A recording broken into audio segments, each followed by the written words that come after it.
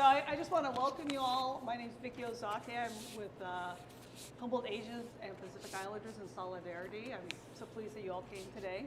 I wanted to thank Josh Buck and Dana Fretzy for the new executive director of the Clarke Museum. Thanking for opening the space. They've had a very chaotic week with a Victorian tea and talks and all sorts of things here.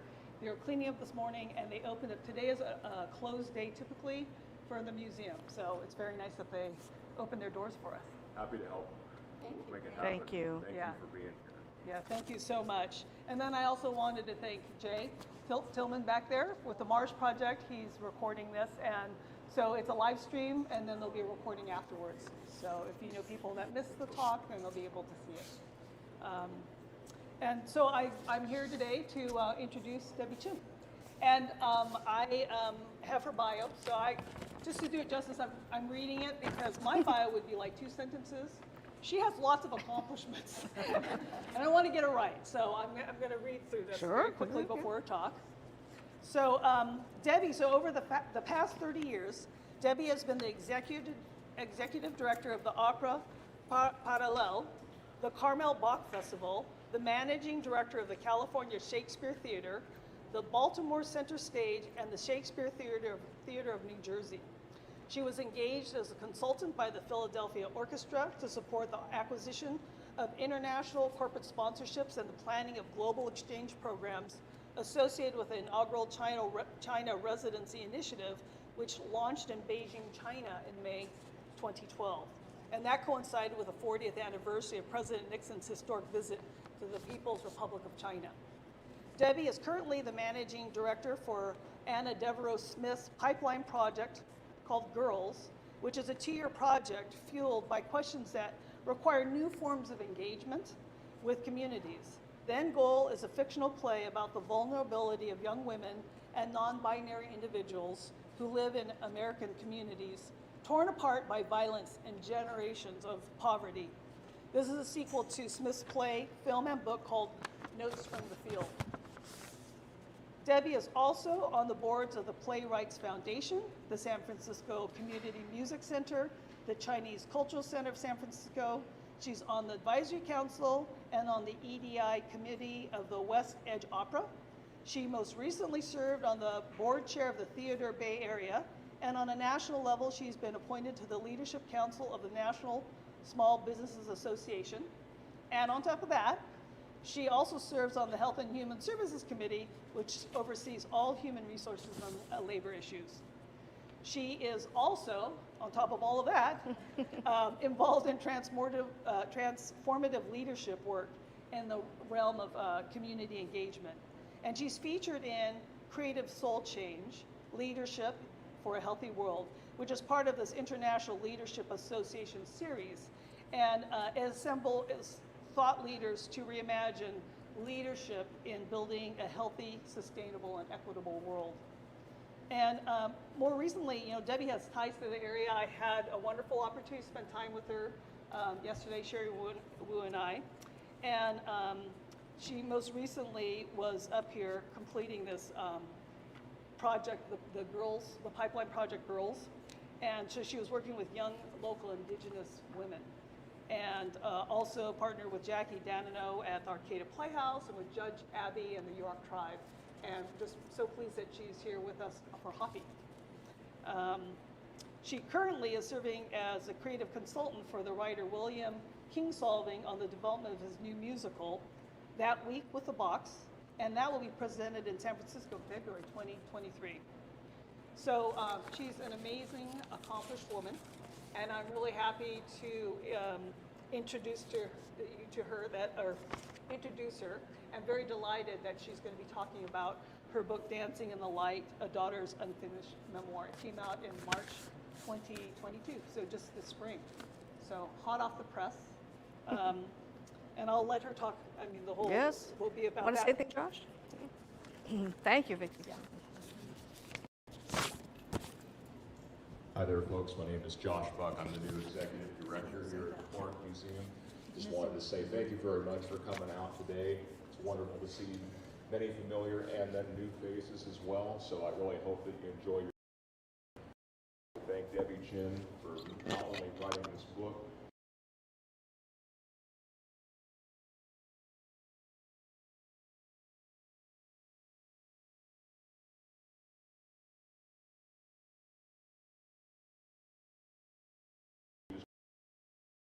here in Eureka. And I think it's history that really needs to be discussed. My goal of getting that out to more local educators. So I'm really on board with everything that this project is doing. And with that, I will turn it over to Debbie. Thank you, Thank you all very much. Welcome aboard. We represent height diversity, he and I, so.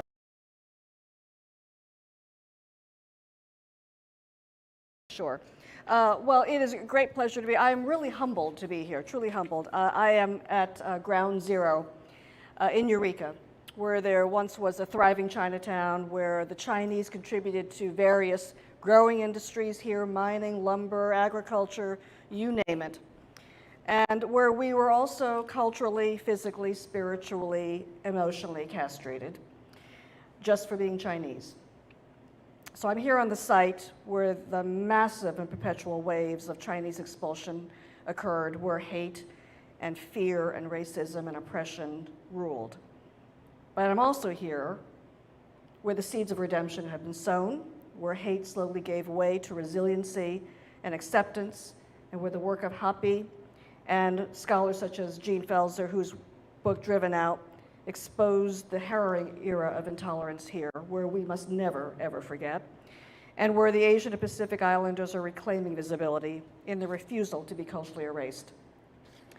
I had the great pleasure of having a tour of the Chinatown Historical Project yesterday, thanks to Vicki, and it is one of the capstones in this endeavor and a potent example of the strength of community solidarity to come together to fight against oppression.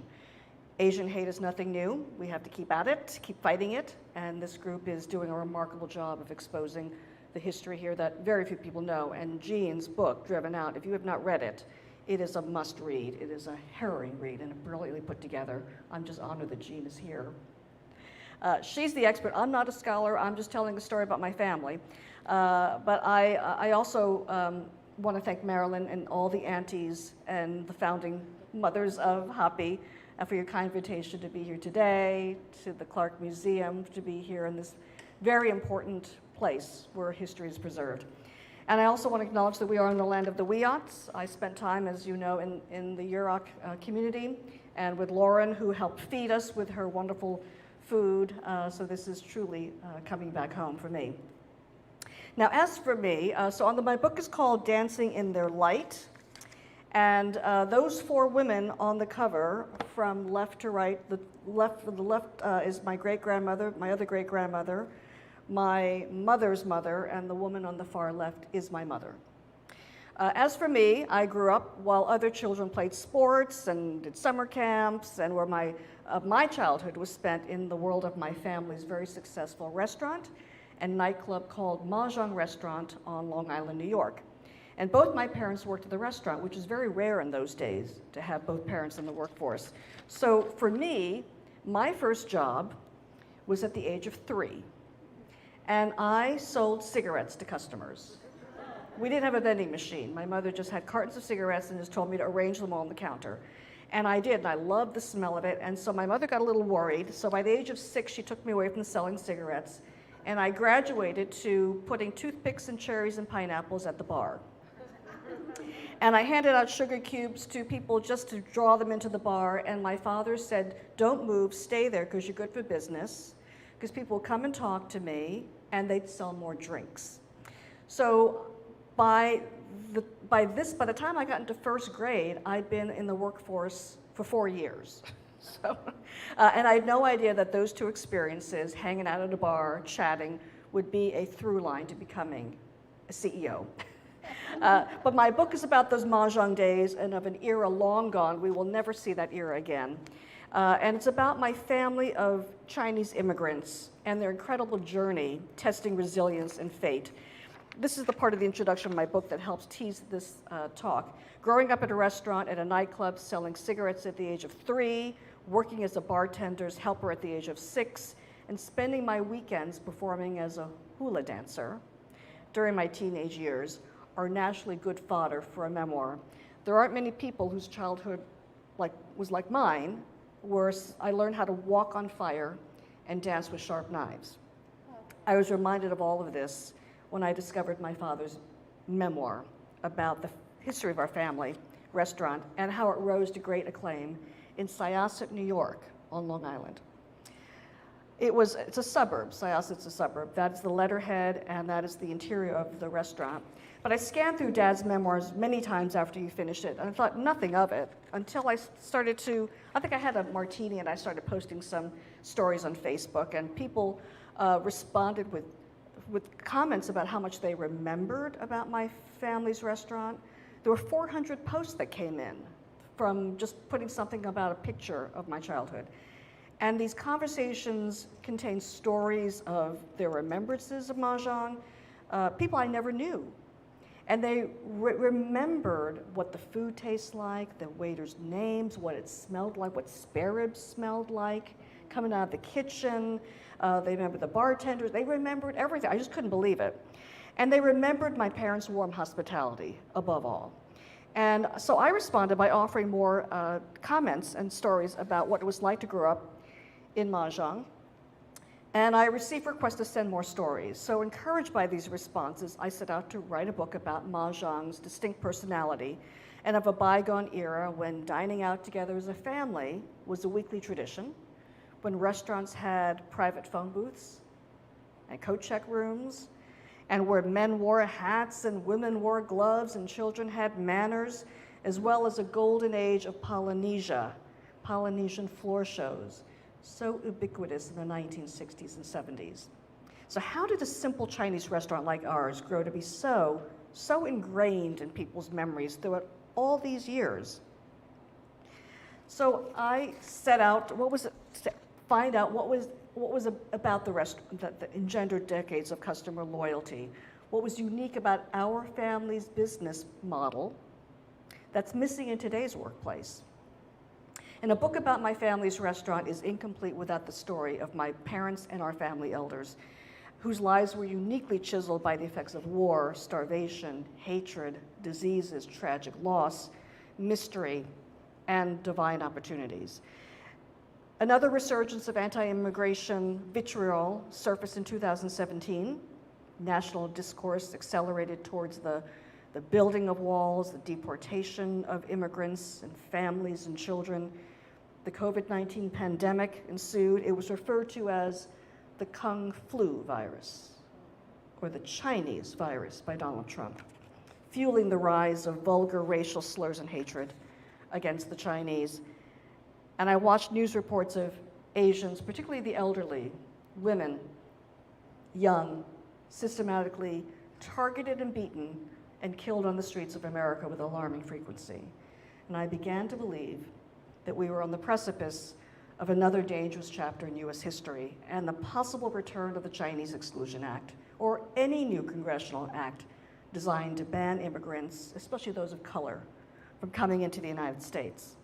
So I reshifted the balance to highlight more of the stories of my own family of Chinese immigrants who came here and who brought with them specialized skills and connections, a spirit of invention, all of which greatly contributed to this country's economic growth and reputation in the field of science, engineering, medicine, aerospace, nursing, research, higher education, cultural diplomacy, artistic heritage, culinary hospitality, all throughout the 20th century. That's just my family. My family played a sizable role in advancing humanitarian endeavors, and I wanted to tell their stories so that we remember an era not that long ago when the United States and China enjoyed a cordial bicultural relationship. We were not the enemy then, and we're not the enemy now. And my research also traced a portion of my family beginnings in China to the Southern Baptists.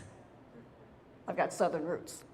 And I learned that my family name is actually Hartwell. This is the man who started my family. His name is Jesse Boardman Hartwell Jr. He was a Southern Baptist missionary born in South Carolina, but who found a calling to be stationed in China to share the message of salvation with the Chinese people. He was the one who organized the first Protestant church in China, just north of Shanghai. And this was all during the time of the Taiping Rebellion in 1851 to 1864. It was during that time when a young mother and her young daughter were fleeing that rebellion and found haven in a church. The mother died, but the young girl was still very much alive, and she had a great set of lungs as she was crying loud enough for Jesse Hartwell to hear her. And Jesse found her, he adopted her, he gave her the name Mary Hartwell, and Mary Hartwell is my great-grandmother. And here's a picture of Mary Hartwell. She's to your right, second to the right, sitting next to that very big man who is her husband, Yu Jung Kwo, K-W-O-H. They got married, and they had 3 boys. The 3 boys are standing behind them, and that little boy in the middle is my grandfather, Frank. And Frank married a woman named Kate, and they had 7 children. And that is a picture of my mother, who's on the right, on the right of this picture to your left, and all of her siblings. So there were 6 girls and 1 boy. And take a look at that picture, just remember it, because that is one of the few photos that exist of this family intact together before circumstances of war pushed them all out and caused the separation of our family. For the older ones, what forced them out of China was the Japanese occupation of China in 1937. And for my mother and the 2 younger ones, the one in the middle and the one on your far right, standing next to Frank, it was the communist takeover of China. So they did not have a whole lot of time to be together as a family. But the Sino-Japanese War, which started from 1937 to 1945, during those 8 years, my mother and her 2 younger sisters, the one in the middle is Edie and the one on the far right is Daisy, they subsisted on a diet of potatoes and cabbage, which was all they could afford. Cooking oil was rationed and expensive, so my mother learned how to stir-fry potatoes in water. And her sister Daisy would make a meal the next week of boiling potatoes in water. And when it was the young Edie's turn to make dinner, she stir-fried cabbage in water. The sisters tried to grow vegetables, but the ground was too tough to yield any growth. And my Aunt Daisy remembers that the coaxing of the soil brought turnips, finally, turnips. But everybody in the region was starving, so it was very common for people to steal vegetables. And so the sisters just gave up. Now, my mother and her young sisters were educated and they got jobs, but the money they earned was still not enough to buy food. And the only thing they could afford was substandard rice or millet deliberately mixed with sand, which is basically inedible. And this was a time of profound despair for these young girls and their mother. Their family had been torn apart, all the elder siblings left to come to the United States, and the routine of going to school was dangerous. They couldn't come out of their home. And so my mother often talked about the hardships of that time and the sadness of that lifespan. And I asked her what it was like. She was 14 years old when all of her other siblings left, and she was left to take care of the 2 younger ones, ages 12 and 10, and her ailing mother. Frank, by this time, he found a concubine, and the concubine was my mother's high school classmate. So Frank went off with his concubine, and he left the hometown of Qingdao, where my parents my mother is from, and so he separated. So my mother was alone with her 2 siblings and her ailing mother. And when I asked my mother, how did you get through those dark days? She said they found solace in singing and reciting poetry and dancing and doing anything that their imaginations would allow to get them through that tough time. And I remember that the power of art to move through trauma is something that has moved me into my career. So flash forward, and these are the 3 older sisters and their husbands and their young kids after they've come into the country. I just want to tell you a little bit about just the three girls, the three older sisters, and what they did and what their husbands did to advance the fields that I just mentioned.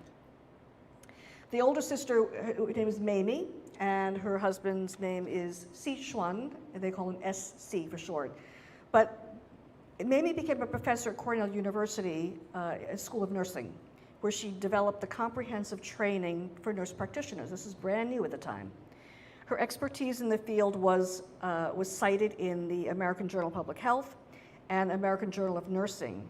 And her research papers, research papers in that time, were published and supported by grants by the US Public Health. There was also an organization, I don't know whether you know, Josh, called ABMAC. It was called the American Bureau for Medical Advancement in China. It no longer exists. But it was a significant organization designed to give aid to medical and public health services in China. And between 1937 and 1945, China received more than $10 million from ABMAC. And Mamie was an architect of moving money to ABMAC to help the medical students in China. And so the following year, when they got their travels and everything ready, my Aunt Mamie and Uncle SC were going to go back to China, and they had intended to set sail on December 12, 1941, to go back to China, help China rebuild after the Japanese occupation. But then what happened? Pearl Harbor, December 4th. So when that happened, Mamie and SC decided they would stay in the United States. They wanted to use their know-how, their connections to make this country better, to help this country get through what had just happened in Pearl Harbor. So they decided they wanted to come here and be the best Americans they can be. That was their goal. SC, meanwhile, focused his research on motion sickness, that he became an expert on the brain stabilization functions. So he was hired by NASA to study the problem of nausea in astronauts as they battled motion sickness. And he was responsible for the invention of the vomit comet. The vomit comet is, you probably have seen it. Who's seen Apollo 13? Okay, so Ron Howard trained the actors to experience weightlessness in the vomit comet. So according to this is what the vomit comet looks like. You're weightless, right? And according to the New York Times, they cited my uncle's research as this. His research led to a fundamental understanding of motion sickness and the development of drugs to prevent vomiting and other adverse reactions. It also opened the windows to other kinds of deviations from normal functions and led to effective countermeasures like drug therapy for hypertension, also morning sickness. So this is what my uncle advanced in the United States that's still very much used today. You know, whenever you see astronauts taking off or pilots taking off, they go through this training that my uncle developed. A little bit about the second sister, Bertha, who married a man named Paul Meng, M-E-N-G. And this is the story of the China Institute in New York. I don't know whether you are aware of that. But the China Institute gained a reputation for a membership-based organization designed to create bicultural relationships between the United States and China. It was established in 1926 by two Chinese educators to address the absence of a reciprocal understanding between these two countries. 1926. Startup funding for China, the China Institute, can be traced back to the Boxer Rebellion and the reparations issued to countries whose embassies and missionaries were killed while in China by the Chinese rebels. The United States was one of the countries which received compensation, but American diplomats and educators lobbied to return the funds to China to invest in their education system. President Theodore Roosevelt authorized the first remission of funds, and subsequent funding allowed the China Institute to be established in New York. And my Uncle Paul was the director of that for 37 years. The China Institute he traveled extensively throughout China in 1936, interviewing over 2,000 graduates of American colleges and universities. And these findings are detailed in the documentary Glimpses of Modern China, which would permanently help reframe the education system for many Chinese Americans and Chinese international students in the United States in the 1920s. He is a direct descendant of Mencius. For those who don't know, Mencius was a colleague of Confucius. And so my uncle is the 73rd descendant of Mencius. Sadly, that line ends in my generation because Paul's son, the last of the sons, died prematurely at the age of 39 with no heirs. So sadly, the line ends in my generation. But Mencius expounded the teachings of Confucius and a philosophy that tolerates all religions to keep an open mind. So tolerance, love, that was the culture that my family, along with that side of the family in particular, embraced. But Paul was a longtime friend of the Henry Luce family. Anybody know the Henry Luce family? Dr. Winters Luce was an American missionary born in Shantung province, the same province as Paul and the same province as Jesse Hartwell. And Henry Winters Luce and his wife Elizabeth Middleton had 4 children. One of them you may know is Harry Luce, who was the founder of Time magazine. I don't know whether you know that Harry Luce married Claire Booth Luce, the playwright who wrote The Women. But Harry Luce was the founder of Time, and he was the one that helped donate all the funds to give the China Institute its new building in New York City. And the grand opening of this building was celebrated on August 27th, 1944. It was the 2,495th anniversary of the birth of Confucius. And in this picture, my uncle is to the right. The woman in the middle, the doyen, is Miss Luce, and Henry Luce is next to my uncle in the back. But at the invitation of my Uncle Paul, opera singer Marian Anderson was asked to perform 2 spirituals. My soul is anchored in the Lord, and sometimes I feel like a motherless child. She donated her time and her services because she knew my uncle was very much a proponent and a supporter of Black educators in colleges at that time, before it was even fashionable to do this. Under President Roosevelt, China was not considered a global enemy, nor vilified by the United States. And on the contrary, many American sons and daughters of those missionaries in China returned to the United States with an interest in raising awareness and appreciation for Chinese history and cultural understanding. Among the many missionaries who impacted my family was Claire Booth Luce, Henry Luce, and of course Pearl S. Buck. Uncle Paul rose in prominence. He became an international expert in Chinese-American cultural relations, a nascent relationship at the time. This is the time when China was still very foreign. Imagine here was Jean writes in her book, imagine the impact of the numerous expulsion acts across the country at that time. But at the same time, he became friends with politicians and scholars such as Sidney Gamble, who was the grandson of Procter & Gamble's founder, and they formed a formidable board of trustees for the China Institute.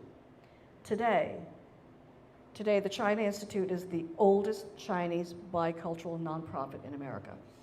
And again, my uncle ran it and built it for 37 years until he retired. Talk a little bit, getting into some food stuff here. This is my uncle, the only brother in the family, and he married a woman named Emily. But my Uncle Teddy was a civil and structural engineer, and he was responsible for building and creating structural designs for some of the most recognizable buildings. You probably recognize this project of his, the old TWA building at Kennedy Airport. And if you look at that structure, you think, how do they keep it all together? Well, my uncle designed that feat of engineering. It's now a hotel, by the way. They saved the building. My Aunt Emily was establishing herself as a prominent restaurateur in Manhattan, and she introduced a broader range of Chinese cuisine. She was from Shanghai, and her restaurant menus reflected the northern Chinese cooking, unheard of in the United States. But in a little-known fact, according to a 1967 New York Times article, the now classic mushu pork, a staple dish of North China, was first introduced by my Aunt Emily to the United States.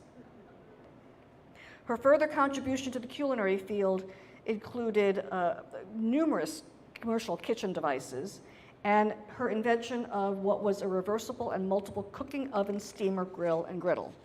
There was a patent for that. And we come to my Aunt Daisy, my mother's younger sister.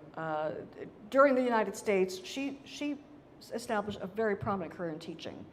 During the United States, during the global commitments, there was a need for foreign language education programs and instructors. And through the China Institute, my Aunt Daisy was referred to the Army Language School in Monterey. The most requested foreign language was Russian, followed by Chinese. There was a need for American servicemen to learn how to speak those languages. So my Aunt Daisy taught Mandarin to the US Army students. The Army Language School is the precursor to what is now the Defense Language Institute. But at that same time, Yale University had started a Yale Institute of Far Eastern Language.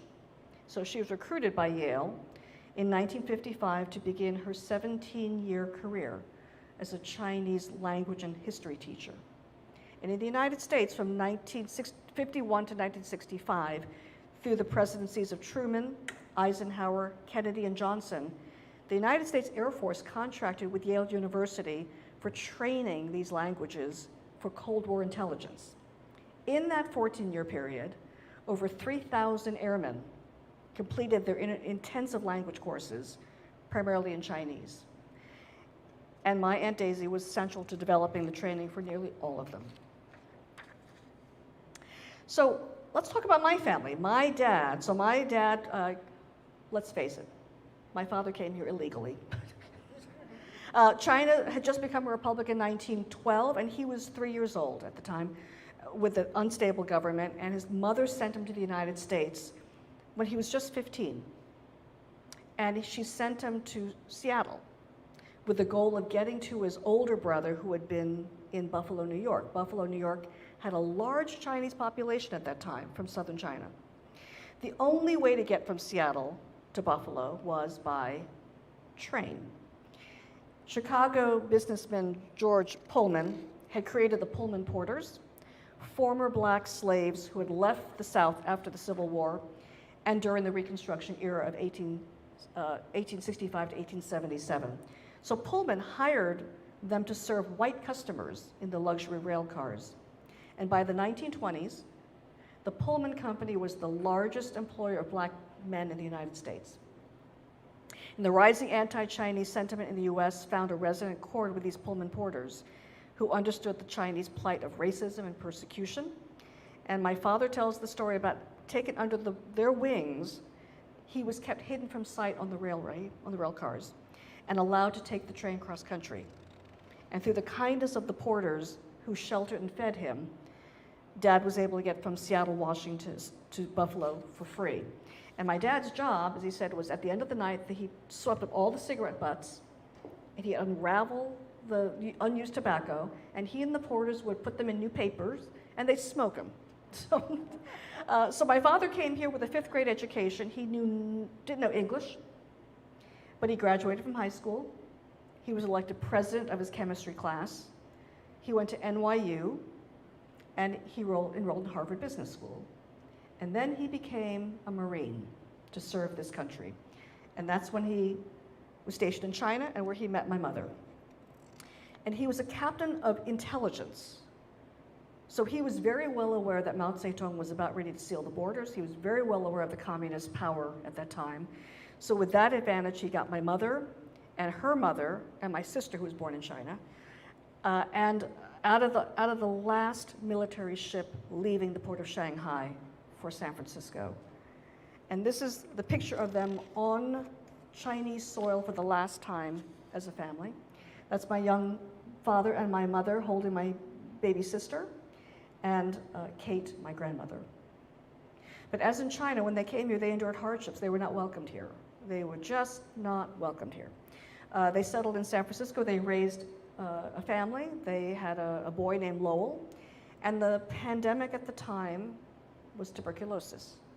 And my mother contracted it, and she inadvertently gave it to her son, who died at the age of 15 months. And my mother had to undergo an operation to remove her infected lung. That's what you do, you get rid of the lung. And she was sent to recuperate in one of the many sanatoriums. This one was in Redwood City. And the book talks about the migration to what was eventually our home base on Long Island. And I want to jump ahead and tell you a little bit about that. So Long Island is a suburb of New York City. Where we lived is in the area shaded in green. New York City is that little sliver of an island next to that orange blob known as Queens. But we moved there. And Long Island at the time was not only homogenized, but the first suburb of the United States was built by a man named William Levitt. Levittown is on Long Island, not too far from where we grew up in Syosset. And Bill Levitt had a covenant that refused to sell to any black people. This is what he wrote. I have come to know that if we sell one house to a Negro family, the 90 or 95% of our white customers will not buy into the community. This is their attitude, not ours. We can solve a housing problem, we can solve a racial problem, but we cannot combine the two. And that is the environment that welcomed my family on Long Island. It was inhospitable to any person of color, so I never saw people of color growing up. But also at that time, Long Island was famous for growing potatoes. And upon settling on Long Island, my father was encouraged, in order to be accepted and welcomed, join the Kiwanis Club, because their mission is to be welcoming, supportive of business people. And so one of my dad's connections in the Kiwanis Club, he owned a whole bunch of potato fields. That's what Long Island looked like. That's a long time ago. And so one of his connections owned a potato field that had not yet been sold to that racist man, Bill Levitt. And so the president of Long Island National Bank, a member of the Kiwanis Club, took a liking to my father and gave him the money to buy an old potato barn for $60,000. Just handshake, give me the money when you can, no paperwork. That's how they did in those days. And so the restaurant became the House of Mah Jong restaurant. It opened in 1960, which is the year of the mouse, or the year of the rat, the first zodiac animal in the Chinese zodiac. And this is the opening. That's the banker next to my dad with a white coat. And so my mother and father's approach to business was simple. They were so grateful to have come to this country, surviving all that they went through, and they tried to treat staff and customers in the community with respect and to give opportunities to their staff. They sponsored Chinese cooks coming over from China. My father built a secret dormitory in the basement to house them. He couldn't find a place to put them in apartments because nobody wanted Chinese people in the community. So he had to put them underground in the basement. And I talk about what it's like to go in that basement. It was quite scary. But it was sort of like a gambling den in there as well. But for my research, they eventually became very successful restaurateurs. And over time, the food was so good, everything was just, they were so into supporting the community. The restaurant was across from Syosset Hospital. And without fanfare, my mother and father would drop off cartons of food for the nurses and the interns working the graveyard shift. When my mother heard that a customer had a child that was going through surgery, my mother would bring a toy to leave at the desk for the child when he got out of surgery. Those were the things that my parents did to just give back. But we started to do some research, and so Mom and Dad loved to take us out to restaurants, and so we started going to the city, New York City, and a special treat was going to Trader Vic's. When you went to Trader Vic's at the Savoy Plaza Hotel, it was on 5th Avenue and 58th, you were transported into the land of Polynesia. The decor was tiki torches and giant clamshells and fishing nets and bamboo partitions, rattan seats, a large outrigger canoe, you name it. From 1937 to 1966, at the Lexington Hotel, the Hawaiian Room featured singers and dancers recruited from Hawaii to perform during their luau's. It was known as the Hotel Lex. Perhaps the most famous of all the Polynesian restaurants in New York, and a fixture at Times Square, which was above the Winter Garden, was Hawaii Kai. It was established in 1962 by a man named Joseph Kipnis, who was a Broadway producer, whose credits included High Button Shoes with Phil Silvers and Annette Fabre. And he did a string of productions, Applause with Lauren Bacall and Mac and Mabel with co-producer David Merrick. And through Kipnis's theater connections, he engaged the services of a man named Frederick Fox. Fox was a set designer for the Metropolitan Opera. And he was responsible for the set and lighting design, and he designed the dramatic interior of Hawaii Kai. Greenery, waterfall, capuchin monkeys, the Lounge of Seven Pleasures, and Polynesian entertainment in those days went on until 3 in the morning. It was just nonstop entertainment. So the area that encompassed Hawaii Kai, Trader Vic's, and the Lexington Hotel highlighted a rich Polynesian island experience in the heart of Manhattan. Part of a nationwide spurt in an interest in Hawaii, which became a state in 1959, was the 1963 exhibition of Disneyland's The Enchanted Tiki Room. The Rodgers and Hammerstein musical South Pacific opened on Broadway in 1949. The movie adaptation premiered in 1958. James Mission's Hawaii was first published in 1959, and the Flower Drum Song was directed by Gene Kelly. And Gene Kelly and my family have a connection because he recruited Polynesian dancers for our nightclub, and 2 of the dancers in Flower Drum Song became dancers at Mah Jong. The Ala Moana Shopping Center in 1959 on Oahu, a new shopping experience touted as the largest open-air shopping center in the world at that time. Phase 2 opening in 1966 would feature live Polynesian entertainment. So completely swept up in this national fascination with Hawaii and Polynesia, our family went to California and Hawaii for a research trip in 1966. And our trip to Hawaii was transformative. It fostered among my family and me an abiding love for the connection with the Polynesian culture. It was also the catalyst for Mah Jong 2.0, because business was so robust and the little potato barn was bursting at the seams. We needed to expand. And so a Polynesian nightclub was added. And my father worked with architects to create this stunning new facade, floor-to-ceiling windows with beams that give a hint of a pagoda. And this is what the outside looks like. That's what it looked like when it was finished. Have a look at all that stone. Transforming the building from a barn to a restaurant was a remarkable feat. Each stone was manually inlaid piece by piece by a company called Antival. Laborers that shoveled piles of rock, sorted them, cutted, measured them, installed them. That's a picture of my father and my brother with the workers there. You can see in the foreground, all those rocks were shaped, custom fitted to be in the facade. So that is a building that was designed by, there's no other building in the world like it, by the way. So by the time it was done, we had a new Aloha room, a Polynesian nightclub, and it looks a lot like Trader Vic's, doesn't it? And the entrance to the Aloha room was framed by a bamboo archway, dark redwood bamboo walls, tikis, you name it.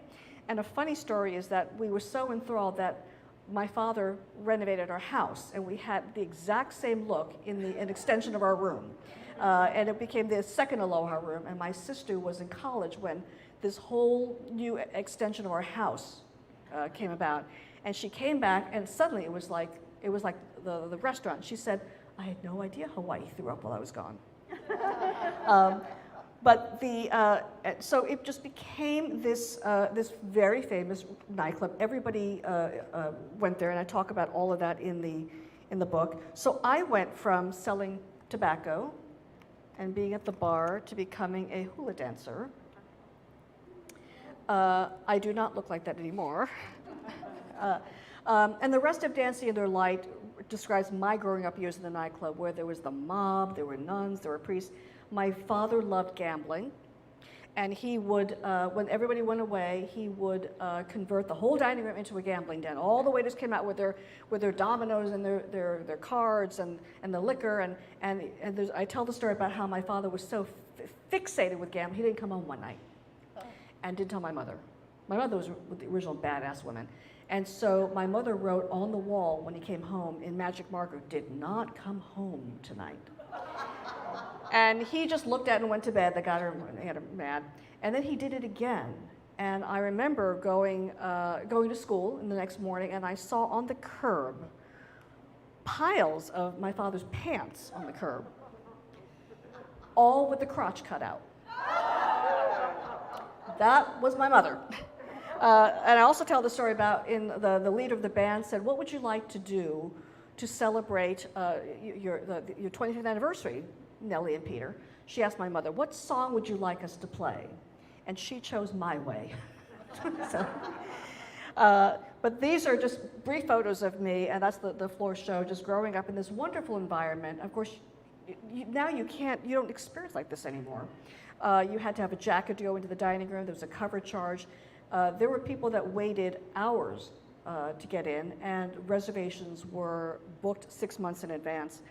But I also remember that my parents became an influential member of the community, and they instilled in me and my siblings this spirit called philanthropy, giving back.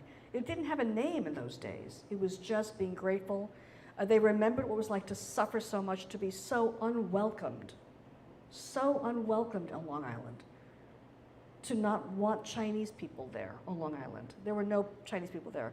So they decided to go the opposite direction and make hospitality, fanatical hospitality, their ethos, that everybody was welcomed. They fed everybody. They fought racism with love and food. So their business was empathy, giving back. And so my pathway to a business career started in that small little barn, was guided by the nightclub environment and inspired by this wonderful ethos and the courage of my ancestors. And so in closing, when I think about this book and think about how the Chinese were so vilified, and I was so committed to telling the story about these young kids, how they scurried out of China. They didn't leave voluntarily. They just escaped. And they grew up to be young entrepreneurs at that age. And they moved into their 50s as experts in their fields. And then into their twilight years, there is only one of those 6 siblings left today. And so I just wanted to close with honoring my other great-grandmother who's in the front. That is Kate's mother.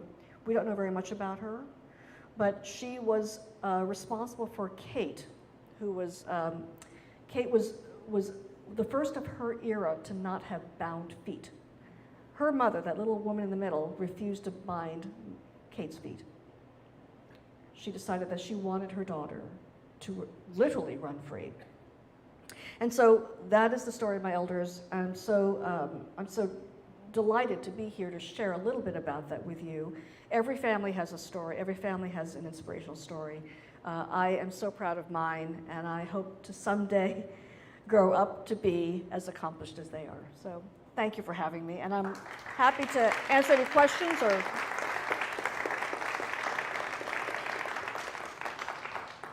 So happy to answer any questions if you'd like, or call it a day, or what?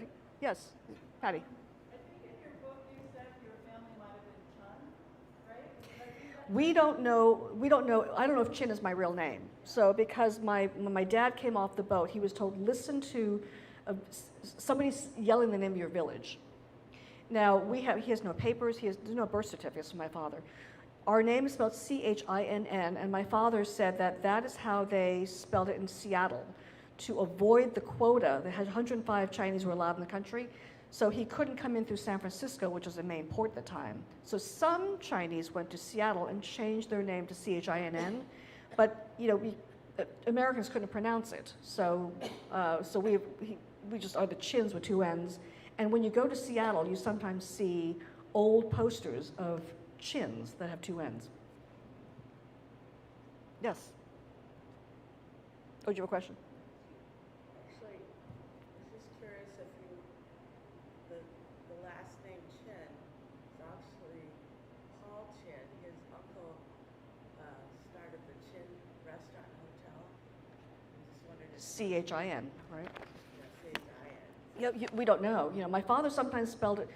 My father's on his draft card, he spells it with one N. So he just kind of played it loose. We have no idea. So and I don't even know if that's.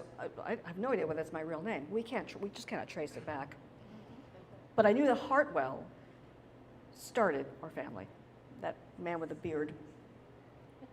Yes. This may seem off the subject, but I was wondering if you've ever seen Marvelous Maisel or Maisel?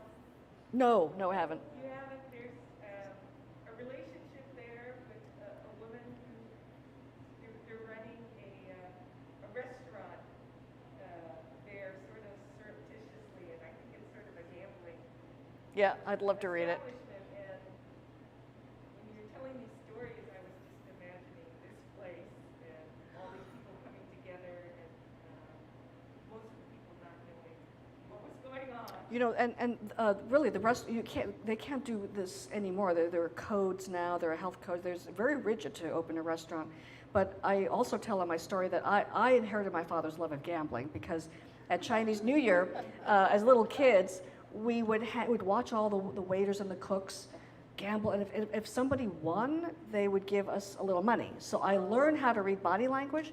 And I learned that those who were had a bad hand, they would chew on the cigarette a little bit too much. So I started raking in a whole bunch of money as a little girl, and I made more money than the other kids babysitting. I thought, this is really wonderful. And so I just got paid for being cute, which I think is not a bad way to earn money. But as I got older, I learned how to read the cards, and it's a dangerous hobby. But it taught me now I'm an arts executive, and it's taught me how to read body language. The things I learned by sitting at the bar at the age of 6 and selling cigarettes, that's kind of what you do as a nonprofit arts administrator. You have to. These came in handy eventually. And of course, I learned the art of small talk by sitting at the bar talking to all these adults. I mean, I didn't know what I was saying, but they would ask me things. I just engaged in conversation, and I sort of liked it after a while. So I grew up in this loud cacophony of noise, and that was, so for me, when I run theater companies and when I run arts organizations, I love the sound of people coming together. I've always tried to make a lobby like the restaurant. I always want to have food in there. I want to just hug people as they come in. But that's what my family did. My mother used to send me out to open the door when customers would come in, and for very special customers, to go greet them in the parking lot and open their car door. Wow. So that was what my brother, and we were little kids, so imagine how cute we were, and they were like, oh, you're so cute. They stayed longer.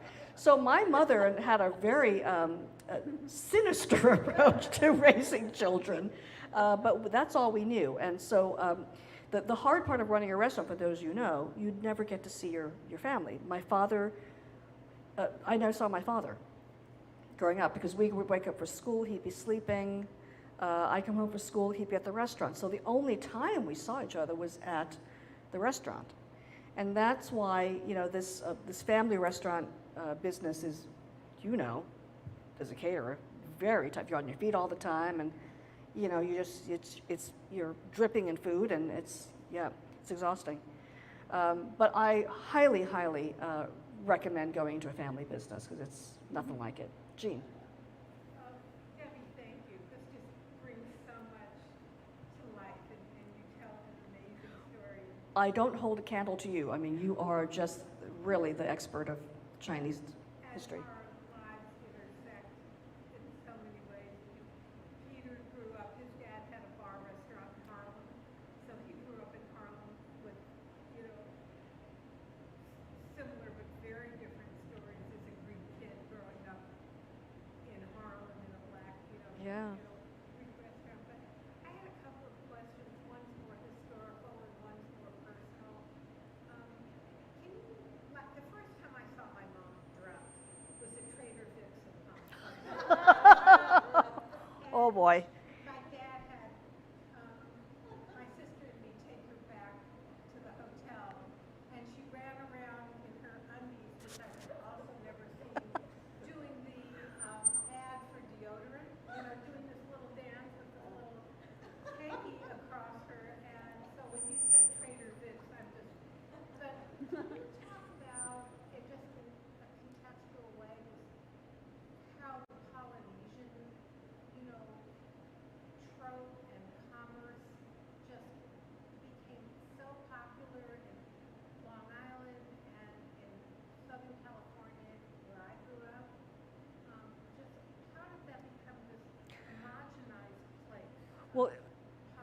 Yeah, you know, you couldn't fly to Hawaii. I mean, it took a long time to get to Hawaii, living on Long Island and thinking about going, even to California, let alone going to Hawaii.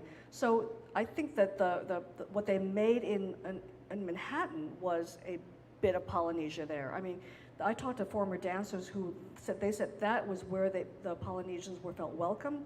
All the dancers, they shared routines. The bands shared repertoire. So there was a community of Polynesians in Manhattan at that time. As one of the dancers said to me, she said, we could never go to Hawaii because we just can't afford to live there. We can't move there. Our home base is here. So they made a Polynesian cultural center on Long Island, and there were other Polynesian restaurants on Long Island, not just ours. But my father and my mother always shared customers. If we were booked, they would send them to Bali High. But everybody was into this craze. I think it was because everything I mentioned, South Pacific and Hawaii came out, and it was just a fascination. And really, when Disneyland started, everybody talked about that. Everybody, you got to go to Disneyland to see the exhibit there. And that was the whole craze at the time. There was Arthur Godfrey was doing his show back then. So there was just this, it was exotic, it was new, no one had ever heard about it. It was not tourist at the time. It truly, and we had in our Polynesian floor show, a woman who claimed to be of Hawaiian royalty. So we got the best of the group. And so the Hawaiian dancers they were recruited from Hawaii to come to Hawaii Kai. So they brought with them their original dances. They're not the ones that are made up. So that's why it was so popular. And it became a little kitschy as you know, Hawaii Kai became this mega center. But it was a fascination for all things Polynesia. You know, it was a brand new era in the United States of not knowing. No one knew about Samoa, and we did shows in Tahiti and in Fiji, and nobody knew where they really were. It was magical. Yes. Well, something that I think primed that earlier, my stepdad was Chinese, and his father was born of Chinese parents in Waipio Valley in Hawaii, and there were many others also. And in the 20s, as musicians, they toured the U.S. My step-grandpa met his future wife, who was the child of Danish immigrants, in Wisconsin on one of these Oh, gosh. tours. And so, I mean, they went places that otherwise would not have seen Yes. anything Hawaiian. And so I think people maybe got a taste for it and were so thrilled when they got Yeah. more. Yeah. I think so. Yeah. Turner Riggs must have been national because I went to, at 17, went to Turner Riggs in Hawaii on one of my first dates and had the first Mai Tai. Mai Tai. Your rite of passage. Yeah, it was really nice. Well, no one they didn't do decor like that. I mean, you think about the man of Frederick Fox who designed. He did stuff with the Met. He did the Show of Shows with Imogen Coco and Sid Caesar. He did that set. So they hired a guy that designed for the Metropolitan Opera to design Hawaii Kai, which is remarkable. So. I think they just wanted people to be transported. Yeah, Really different. especially in a Don't winter spend all your money a here. winter in New York, you want to just get out of there, Yeah. right? Is your parents' restaurant still? No, the restaurant is. I believe the building is still there. I'm now trying to save it from being demolished. But Long Island, Syosset, it's all now strip malls now. It's just sad, very sad. But when my father announced to my mother he was just going to sell the restaurant. He was just tired of doing it. My mother just was apoplectic about that because she didn't know. And so my parents had bought the property next door, which was originally going to be a motel or hotel, to have a true experience of dine at Mah Jong and stay overnight at the hotel. So in New York, you don't want to have to travel in the winter, so the plan was to build that. But the neighborhood association protested that. They protested that it would be more Chinese people coming in, they had more Chinese cooks. We still dealt with a lot of NIMBY. But my father, in my book, I talk about my father's relentless efforts to get out of debt. So he worked with the Franchise Friendly Corporation, and they made it into a friendly ice cream shop. Oh. And my mother, in a spirit of defiance, applied for a job there, became a waitress. And and no one could say no to her because she was the landlord. And so she took it upon herself to run that like precision, because she was so mad at the Friendly Corporation because they were very sloppy. And I tell stories about how a customer would say, well, I have a coupon that says, if I don't get my meal served in 15 minutes, I'll get a free ice cream. And she'd say, don't bother, you're not gonna. Here's the ice cream. It's never gonna happen. So she would scold people. She refused to serve people. They left a small tip, which is really bad because she was the only waitress for breakfast. So she just refused to serve them. She just said, go away. She was really kind of a hothead. But then my father sold it to, it became a pizza place. Now it is a Coldwell Banker. It's chopped up. There's a realtor in the front and the back. There's a yoga shop, and it's all chopped up now, which is really a shame. But the building's there. So far, the building is still there. I don't know. I'm so far away that I don't know how to save it. But again, as I mentioned, there's no other building like it in the world. It was put together literally by hand. So, yeah. Jackie? Yes, Betty. You have such an amazing family and such a story to it. I'm wondering if there's anyone else in your generation or the next who has such a keen curiosity and an interest in preserving, I guess, the family. Not a soul.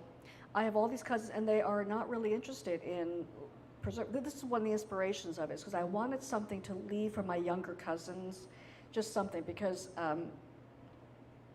I don't have much assets, so they're just going to get this story. It's their inheritance. So I figure I'm going to just write this. And so that generation, they're now like 13, 17, 18 years old. They have gravitated to this. They're using this as their school project. And one of the boys, he's 17 years old, he wants to learn about the Chinese way of writing our name. And I thought, oh, great, he wants to learn how to write Chinese. No, he wants to get a tattoo. But that's okay, that's okay.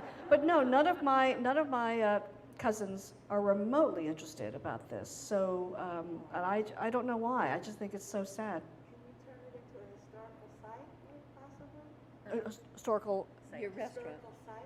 You know, I'm trying to figure out how to do that. And the thing is, I think it's just within the era where you can claim it historical.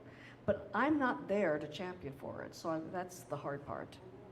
I'm trying to get on a book tour to go to Long Island and talk about this, because there's Long Island is no longer potato farms. It's just, there's strip malls. It looks like any horrified, outgrown suburb. There's no characteristic anymore. Is there still a Chinese cultural center there? There is. There's a Chinese cultural center there. It's not as robust. That's one of the things. Is my parents. The restaurant was open every day except for 2 days. Chinese New Year, and prepare for Chinese New Year. And my parents would invite people they would pay, and all the proceeds went to the Chinese Cultural Center, which was designed to make sure that nobody forgot about Chinese culture. So my parents were very generous in supporting that center. I think it's still around, but I don't know how potent it is. I wonder if you could talk with them and maybe it could be Good point. a national landmark and on a tour. National landmark, definitely yeah. On a walking tour. Yep, Like absolutely, yeah. But, yes? Early on, you mentioned the power of art to trauma. Power of art through trauma. Say a little bit more. Well, yeah, so I talk about my mother and her siblings, about how they got through the bombing and the firing, and I tell the story about they were told to purge all of their pictures and books that could be perceived as anti-Japanese, and they burned them in the bathtub, which had a chimney, and the purging was relentless that the chimney broke down. Oh. And so my mother talked about what it was like to be so scared, 14 years old, so scared, that they just sang. They sang and they danced, and they remembered their poetry from 5 years old. And so there's a part of my book where I talk about what happened to me as a 13-year-old girl and the sudden closure of my childhood. And it was rather traumatic. It had to do with sexual abuse. And I remember as a young girl that there was no place to go. There was no YouTube, there's no place to go. And people didn't talk about that then. So it was a very lonely experience for me, and the trauma of surviving that sexual abuse that I went through. What I started to do is I started to hone in on singing, playing my piano, playing guitar. I joined the choir. I went deep into something inside me that rocked me to a place of healing. And as an adult, when I when I run theater companies and opera companies, I always try to put into the corpus of programming anything that will bring art to a hospital or community or a service center or some. So my work with Anna Devere Smith is actually interesting because that's the work that we're doing together. But I've always tried to make sure that some form of a young community, particularly girls, are touched by the arts. It's just a powerful thing. When I was running the Carmel Bach Festival in Monterey, I started a program called Music in the Mind in partnership with the local hospital, Community Hospital of Monterey Peninsula, CHUMP is what they call it. And so they had a lot of members of the military that were coming in that were so traumatized by their experiences. So I introduced this program to use art therapy, art as a way of healing, to form a way of expressing and talking and getting through. I'm not a therapist, I'm not any kind of psychologist, but for me, what got me through, and what got other people that I know through, was singing about it, dancing to it, just trying to get through, taking control of your own body.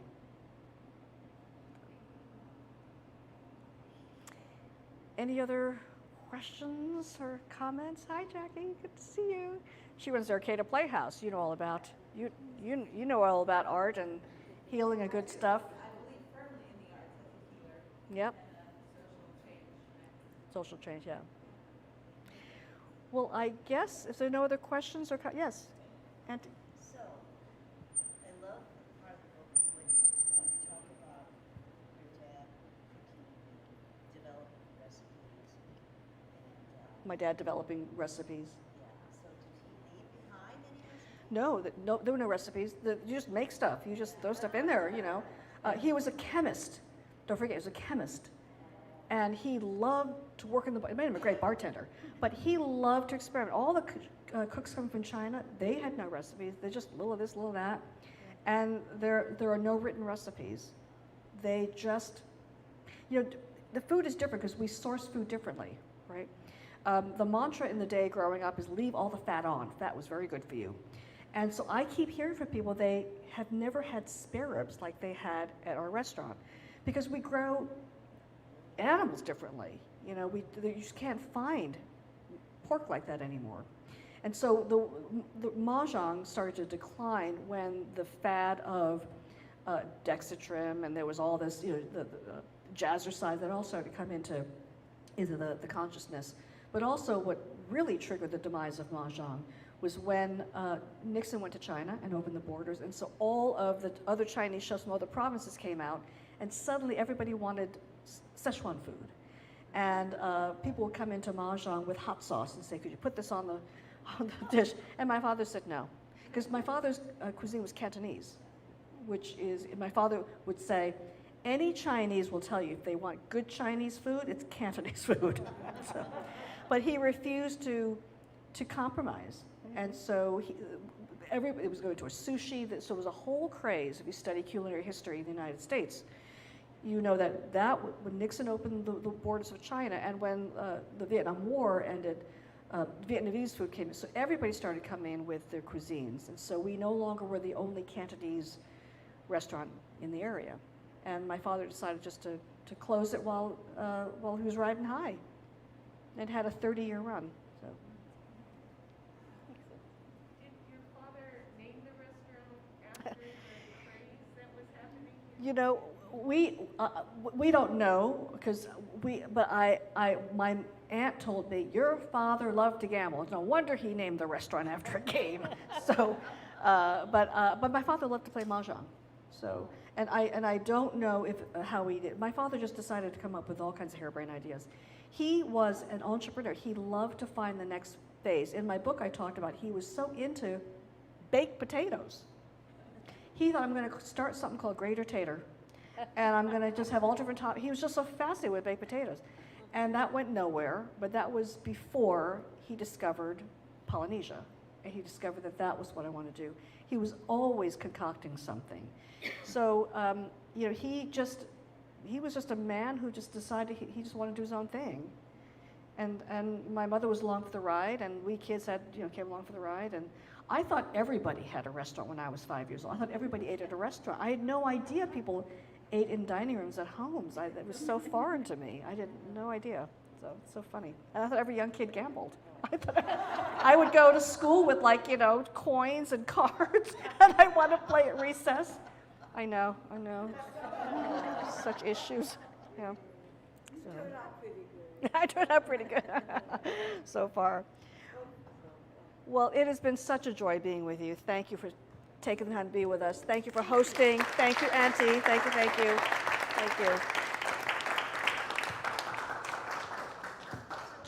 do have Debbie's book for sale here at Oh, yeah. $30. Oh, here, Marilyn.